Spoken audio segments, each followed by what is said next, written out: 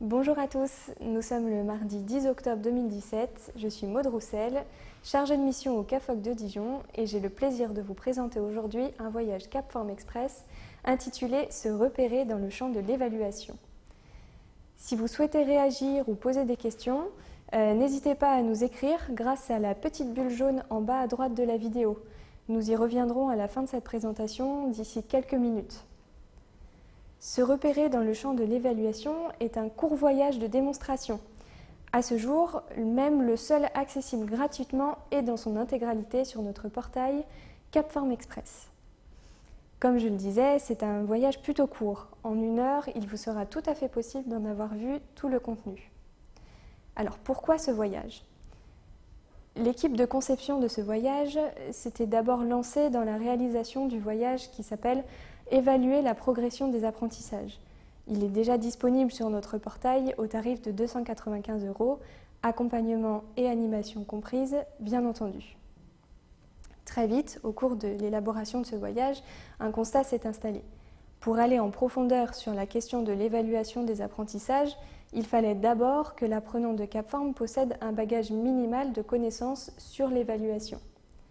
Ainsi, ce voyage pose les fondements, permet de mettre à plat certaines notions et permet surtout de partir sur des principes et des définitions qui seraient communs. Il est donc accessible à chacun. Si vous vous inscrivez sur un voyage sur la thématique de l'évaluation, vous pouvez ainsi vous référer à ce voyage démo, accessible librement depuis le portail.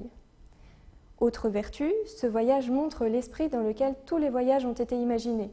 Une volonté de ne pas avoir un apprentissage linéaire, mais construit et choisi, jalonné de missions, d'activités et d'apports théoriques sous diverses formes.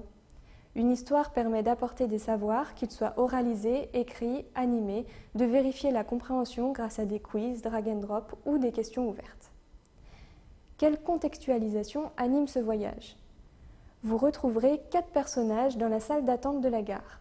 Cette salle d'attente matérialise votre propre attente avant de vous engager dans un voyage sur l'évaluation. Le complice vous indique les actions à effectuer, vous guide. Vous le retrouverez dans tous les voyages Cap-Forme Express. À dessein, la navigation est libre. L'ordre dans lequel les éléments sont vus est laissé à la libre appréciation de l'utilisateur. Il n'y a qu'un seul conseil qui est donné, c'est celui de commencer par le personnage qui s'appelle Martin, qui plante le décor et amène le sujet en démontrant les intérêts de l'évaluation.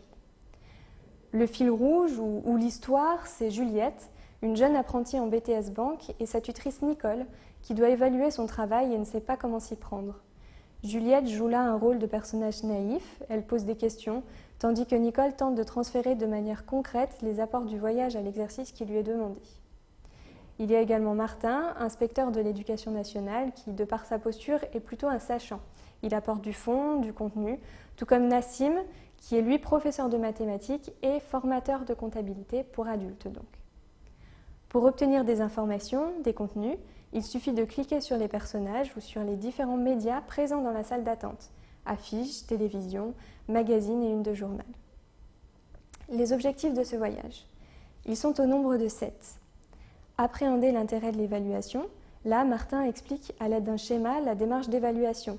Il aborde la mesure des écarts et l'intérêt que cela peut avoir pour les personnes prenant part à l'évaluation, que ce soit l'apprenant, le formateur ou le commanditaire.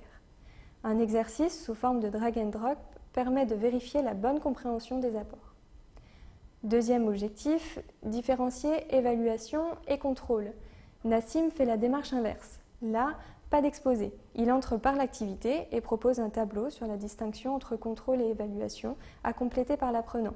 On cherche qui, analyse quoi, pourquoi. Ensuite, reconnaître les intentions d'une évaluation. À travers un micro-trottoir où la question « Racontez la dernière fois que vous avez été confronté à une situation d'évaluation » est posée. Cette séquence démontre que l'on évalue tout le temps et permet d'illustrer diverses situations d'évaluation, celles où on mesure, où on apprécie, où on interprète. Quatrième objectif, différencier efficacité interne et externe. En distinguant les usages de l'évaluation, là, on part de l'expérience des personnages. Autre objectif, identifier plusieurs modèles de l'évaluation grâce à des PDF téléchargeables sur les modèles de Rogers, Kirkpatrick et ICP. Puis, identifier les 3 niveaux de l'évaluation grâce à une affiche décrite par le complice Et enfin, connaître la loi du 5 mars 2014 à travers un faux article de journal téléchargeable ou consultable sur l'écran qui reprend les mentions de la qualité en formation dans la loi.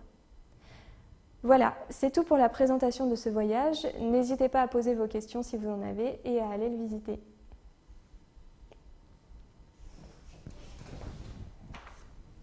Alors, comment accéder à ce voyage gratuit ?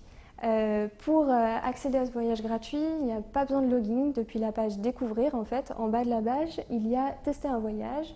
Vous pouvez cliquer sur le bouton Démo et ça ramène en fait à la présentation du voyage avec les objectifs, la durée. Et dans la colonne de droite, vous pouvez cliquer sur Voir la démo. Le voyage s'ouvre alors dans un nouvel onglet. Deuxième question, y a-t-il d'autres voyages en lien avec l'évaluation ? Alors, comme je le disais, il y a le voyage Évaluer la progression des apprentissages qui est déjà disponible. Il y a aussi un autre voyage qui sera, lui, disponible en 2018 et qui portera, lui, plutôt sur l'attestation des acquis. Voilà, c'est toutes les questions qu'il y avait. Très bonne journée à vous et merci pour votre écoute.